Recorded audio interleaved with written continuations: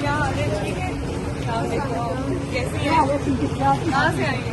इधर से आई है। अच्छा, कैसे दे रही है करेले?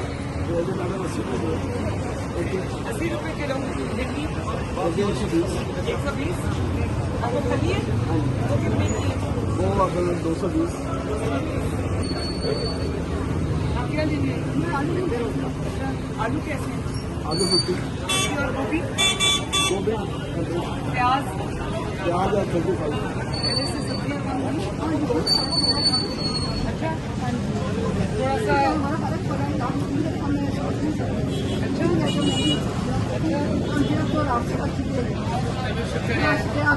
सारा दिन मुझे ये फिक्र होती है कि कहीं आपके खाने पीने की चीजें ना महंगी हो जाए।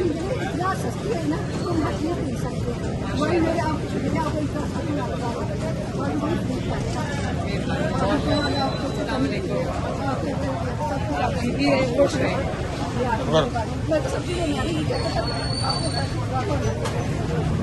प्याज कैसे दे रहे?